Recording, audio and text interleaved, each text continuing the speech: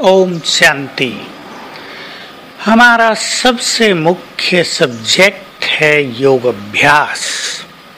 योग में ही हमें सबसे ज्यादा सुख मिलता है, शांति की अनुभूति होती है, चित्त चैन पाता है और सर्वशक्तिवान से शक्तियां भी मिलती हैं। तो अपने से पूछना है, क्या हमारा योग पर उतना ही अटेंशन है जितना इसका महत्व है? हमारा एक एक सेकंड का योग अभ्यास प्रकृति को बदलने वाला है, ग्रह और नक्षत्रों पर प्रभाव डालने वाला है। हमारे योग बल से सारे संसार को निरंतर सकाश मिलती रहती है।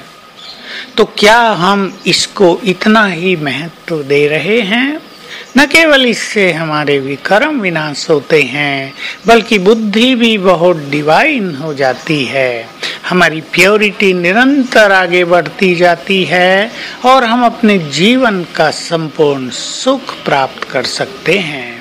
हम राजयोग को इस रूप से भी जान लें कि राजयोग हमें जीवन जीने की कला सिखाता है, हमें विश्व पर राज करने की कला सिखाता है।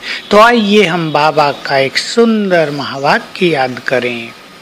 बच्चे, तुम 2 युग देवताओं के साथ रहे, तुमने 2 युग मनुष्यों के साथ रहकर भी देख लिया, अब भगवान के साथ रहो।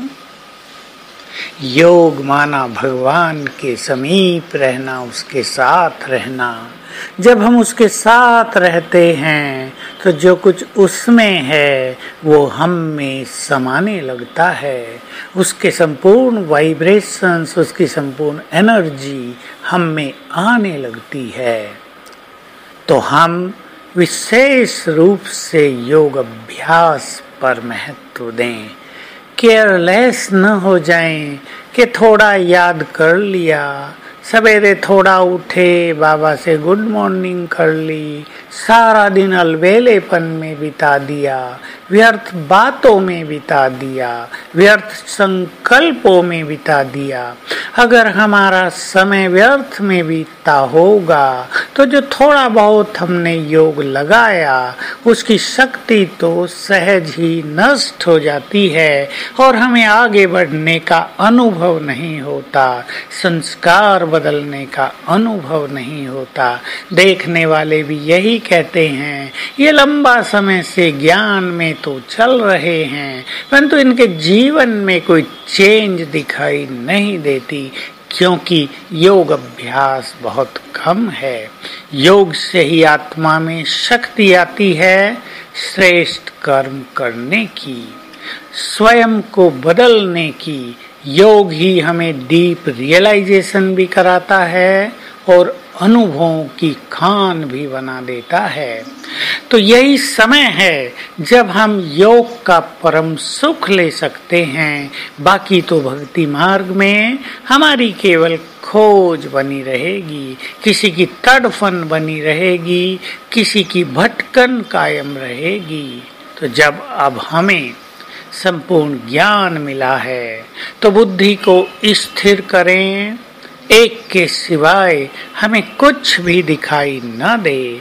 तो आज सारा दिन हम अपनी बुद्धि को 2 स्वरूपों पर स्थिर करने का अभ्यास करेंगे।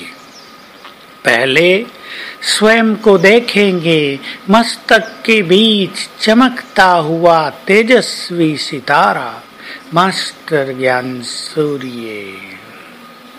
10 सेकंड तक स्वयं को देखते ही रहेंगे। मुझसे चारों ओर बहुत सुंदर गोल्डन डिवाइन किरणें फैल रही हैं। फिर परम धाम में बुद्धि को ले चलेंगे और सर्वशक्तिवान पर बुद्धि को स्थिर करेंगे। ज्ञान सूर्य सर्वशक्तिवान, जो सच्चिदानंद स्वरूप है, जो सृष्टि के बीज रूप हैं, केवल वही दिखाई दे रहा है। फिर वापिस आत्मा पर, फिर परमात्मा पर।